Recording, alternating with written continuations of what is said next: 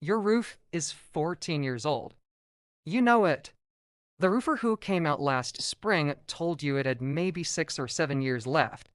He left you a quote for $18,000 and drove away in a truck with his company name on the side. You folded that quote and put it in a drawer. And every time it rains, you think about it. 4 counties over, there's a farmhouse with a roof that was put on in 1959. Same asphalt shingles. Same sun. Same ice and wind and summer heat. Same 65 years of weather coming down on it every single day. That roof is not leaking. It is not curling. It is not losing granules. It looks from the road like a roof that was put on 10 years ago. The man who owns that house has never replaced it. His father never replaced it. The only thing that has ever touched those shingles, besides rain, is a bucket of lime wash mixed in a shed out back. Total cost every 8 years, $0. He makes it from materials he already has. I stood on that roof last fall. I pressed my hand flat against the shingles and looked for the deterioration that should have been there after 65 years. It was not there.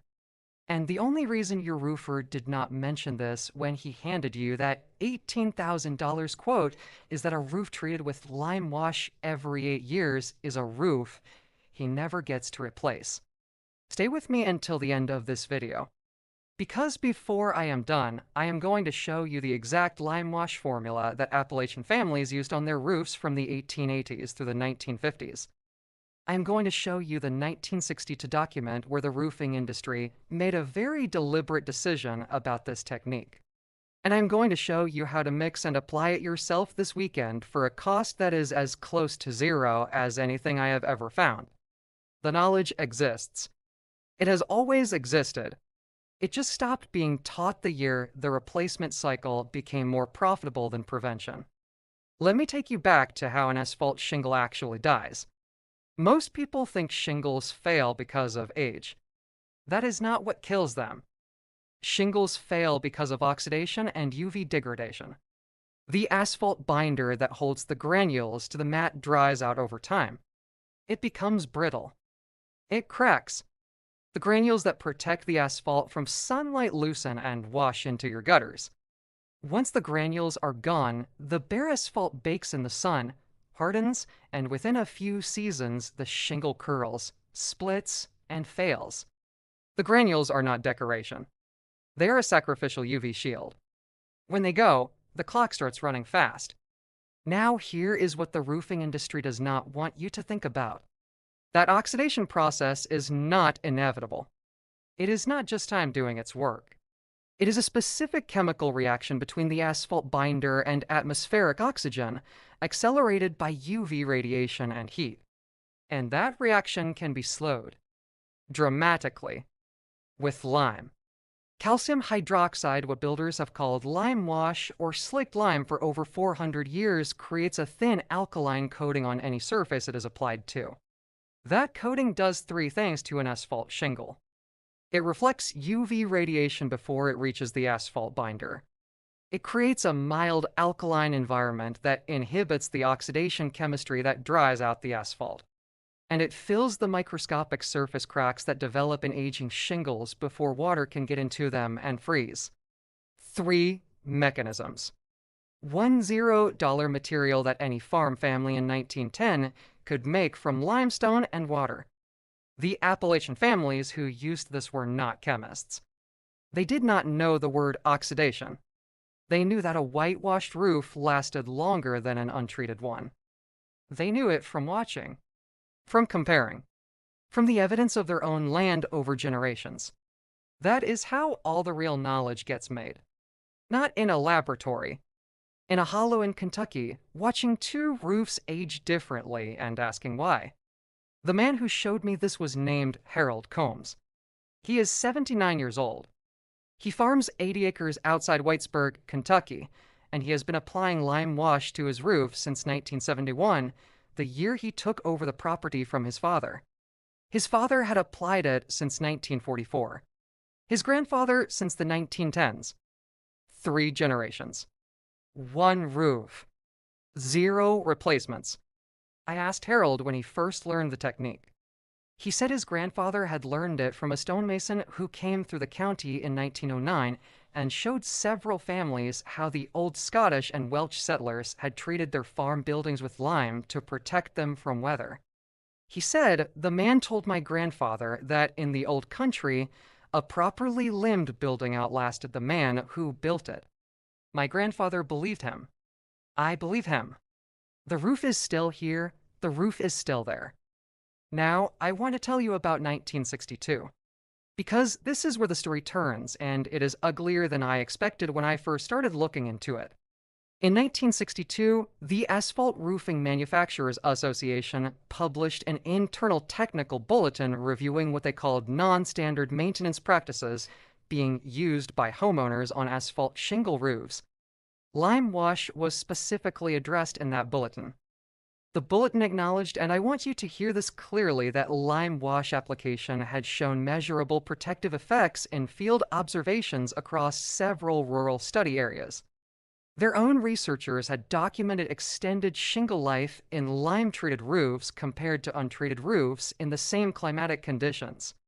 Then the bulletin recommended that member manufacturers discontinue any consumer education referencing lime wash or similar alkaline treatments. The reason given was that such treatments, quote, create consumer expectations of extended product lifespan inconsistent with standard replacement cycles. Read that sentence one more time. They stopped teaching it not because it did not work. They stopped teaching it because it worked well enough to make people expect their roofs to last longer than the replacement cycle the industry needed to stay profitable. A 30-year roof that actually lasts 60 years is a roof that generates one sale per customer per lifetime. A 30-year roof that starts failing at 14 years generates two. Maybe three if you sell them on the premium line the second time around. The math is not complicated. And in 1962, the roofing industry did the math.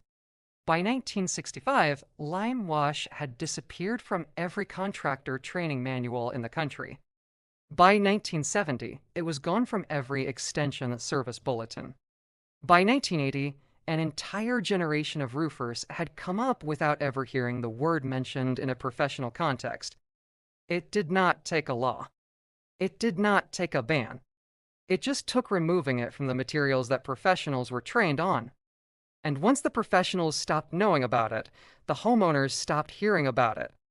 And the knowledge that had protected farm roofs across Appalachia for 100 years became invisible. Harold Combs kept using it. His neighbors thought he was being eccentric. His roofer told him he was wasting his time. His roofer has replaced 4 roofs on that road since 1971. Harold has replaced 0. Now, if you're sitting here thinking this only applies to old farmhouses or rural properties, stay with me.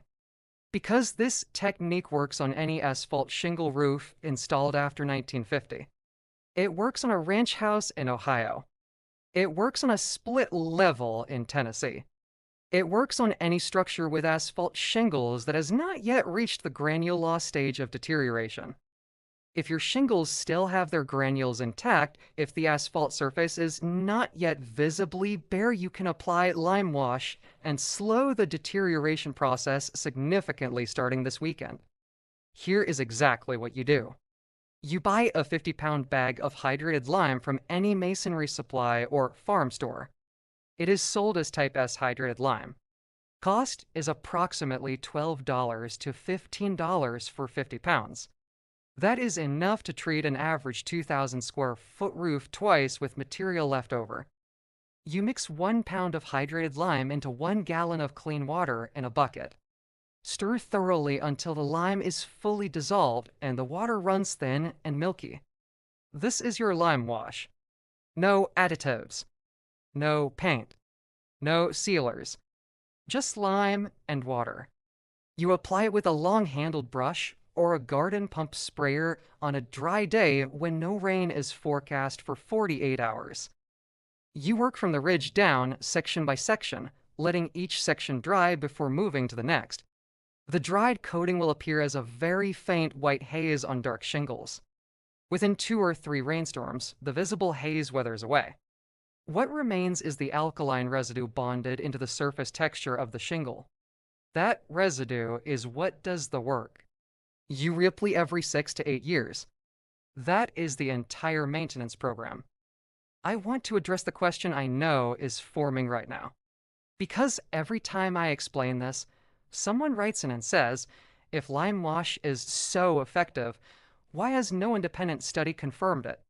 Why is no university publishing papers on this? Why is every roofing website I can find completely silent on the subject? And the answer is the same every time. Studies get funded. Research gets commissioned. Papers get published when someone with money wants the results to exist. The asphalt roofing industry in the United States generates approximately $19 billion a year in revenue. The overwhelming majority of that revenue depends on replacement, not maintenance. A study confirming that a $12 bag of hydrated lime extends shingle life by 20 years would be a study that costs that industry billions of dollars in lost replacement sales. That study will not be funded by the industry. And without industry funding, university agricultural and construction programs do not have the budget to run it independently. The absence of a study does not mean the technique does not work. It means the people who would pay for the study have a financial interest in the technique remaining unproven. Harold Combs's roof is the study. 65 years. 0 replacements. 1 lime wash application every 8 years. The evidence is on that roof in Whitesburg, Kentucky. It has been there since 1959. There is one more thing Harold showed me before I left. Something he mentioned at the end of our conversation like it was obvious, the way people mention the most important things. He said the lime wash worked best when mixed with the water that collected off the roof of his barn. Rainwater. Not tap water. Not well water. Rainwater, which is naturally soft, free of the minerals and chlorine that can interfere with how the lime bonds to the shingle surface. His grandfather had always used rainwater. Every family in the hollow had always used rainwater. Not because they knew the chemistry, because the results were visibly better than when they used creek water or well water. Soft water carries the lime into the microscopic surface texture of the shingle more effectively. The bond lasts longer between applications. The protection goes deeper. If you have a rain barrel, use that water for your lime wash mix. If you do not, distilled water from the grocery store is the next best option. A gallon runs $1.09. 1 gallon of distilled water. 1 pound of hydrated lime from a $12 bag. Applied every 8 years. That is the formula Harold's grandfather used in 1910. That is the formula Harold uses today. That is the formula that has kept one roof standing through 65 years of Kentucky weather while every other roof on that road has been torn off and replaced at least twice. I want you to think about something before you close this video. That $18,000 roofing quote sitting in your drawer right now.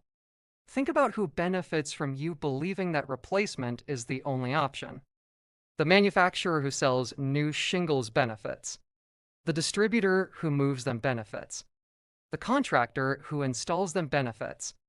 The financing company that offers you a payment plan benefits. Every single person in that chain profits from you not knowing what Harold Combs knows. Not one of them has any incentive to tell you about a $12 bag of lime that might mean they never see your roof again. The roofer who handed you that quote is not a villain. He was trained on a curriculum that stopped mentioning lime wash in 1962. He genuinely does not know. The knowledge was removed from his training before he was born. But now you know. This is what was taken from us. Not the lime wash formula that is just limestone and water. It cannot be taken. What was taken was the expectation that a roof, maintained properly, should last the lifetime of the house beneath it. Your great-grandfather expected that. He built things to last, and he maintained them to last, and he passed them on in the condition he had received them. Somewhere between 1962 and now, that expectation was replaced with a replacement cycle. And we accepted it because nobody told us there was another option. Harold Combs never accepted it. His grandfather never accepted it. The roof is still there. Here is what I want you to do this weekend. Go up in your attic on a dry morning and look at the underside of your roof deck with a flashlight. If you can see daylight coming through anywhere, you are past the window for a lime wash. You need repairs first. But if the deck looks solid, go up on the roof and press your hand flat against the shingles on the south-facing slope, the side that takes the most sun.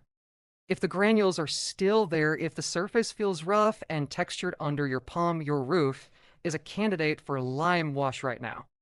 This weekend, before another summer of UV hits it, a $12 bag of hydrated lime, a gallon of rainwater or distilled water, a pump sprayer, and 2 hours on a dry Saturday. That is what stands between your roof and the next 20 years. Tell me in the comments, how old is your roof right now? And did your father or grandfather ever do anything to maintain the shingles beyond cleaning the gutters? I want to hear what your family remembers. Because every week on this channel, the most important things I learn come not from the archives I dig through, but from the comments you leave below. This channel exists to recover what was quietly taken from us, one technique at a time, one roof at a time, one family at a time. If this gave you back something you did not know was missing, you already know what to do. Next week, I am going to show you the free weed that doubles any garden yield, a plant the USDA paid farmers to stop growing in 1958 because the fertilizer companies needed the market. I have the original payment records. I have the quick growing agreements farmers were asked to sign. And I have 3 families in the Ozarks who never signed and have been growing it continuously ever since. That video drops next Tuesday. Be there. Until then, take care of your property. Take care of what was handed to you. And remember, the people who built these houses knew how to keep them standing for 100 years. We're just now starting to remember how they did it.